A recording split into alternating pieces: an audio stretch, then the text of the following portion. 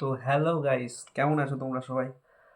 আমার নতুন ভিডিওতে আজকে যে বিষয়টা নিয়ে আলোচনা করব সেটা হচ্ছে ইন্ডিয়ার সাথে সাউথ আফ্রিকার যে ম্যাচটা এবার খেলা হচ্ছে। এখন যেটা হচ্ছে সেটা হচ্ছে ওডিআই খেলা হচ্ছে।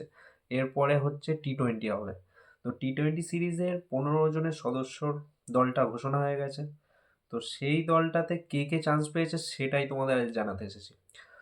তো চলো তোমাদের বলে দিই যে কে কে চান্স পেয়েছে কে কে পায়নি। যে যে পেয়েছে আগে তাদের নাম কটা বলি। তো ইন্ডিয়া টিমের যে প্রথম স্কোয়াডটা হচ্ছে তার মধ্যে আছে সূর্যকুমার যাদব, যেটা আমাদের ক্যাপ্টেন।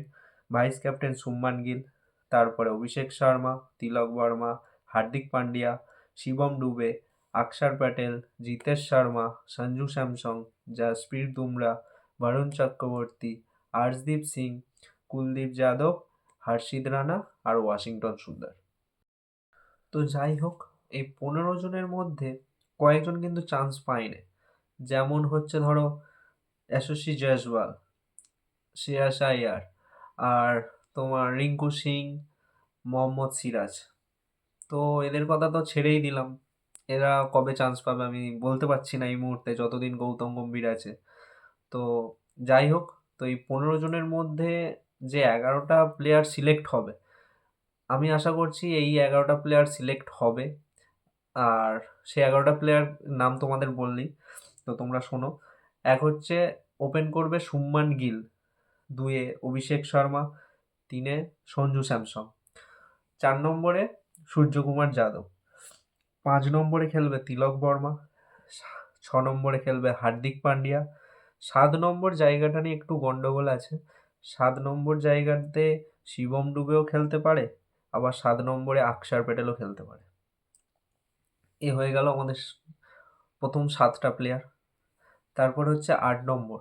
8 নম্বরে আমাদের গৌতম গম্ভীর যেটা বলে আসছে, 8 নম্বরে আমার ব্যাটিং লাগবে সেই করে আর্শদীপ সিংয়ের জায়গাটা তো হচ্ছে না, সেখানে 8 নম্বরে পর্যন্ত ব্যাটিংয়ের চক্করে হর্ষিত রানাকে খেলাতে হচ্ছে। যাই হোক, ভালো জিনিস। 9 নম্বরে আসবে বরুণ চক্রবর্তী, 10 নম্বরে কুলদীপ যাদব, আর 11তে বুম বুম বুমরা। বুমরা তো আছেই।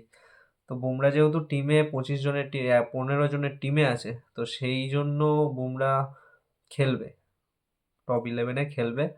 তো তাই বুমরা 11 নম্বরে খেলছে। তো এবার ব্যাপারটা হচ্ছে যে এই জয়সওয়াল, শ্রেয়াস আইয়ার, মোহাম্মদ সিরাজ, এদেরকে নিয়ে এরা যতই ভালো পারফর্ম করুক কিন্তু স্কোয়াডে চান্স পাচ্ছে না। শ্রেয়াস আইয়ারের একটা চোট আছে, চোটটার জন্য টিম থেকে এখন ছিটকে আছে, ঠিক আছে, কিন্তু জয়সওয়াল, হঠাৎ করে মোহাম্মদ সিরাজকে পুরোপুরি স্কোয়াডের মধ্যে না আনা, এই এইসব প্লেয়ারগুলোর ওপর ঠিক হচ্ছে না। এটা এটা যত তাড়াতাড়ি শেষ হবে আশা করছি ততই ভালো। আমিও চাই সিরাজকে খেলতে দেখতে। তো দেখা যাক কবে দেখতে পাই।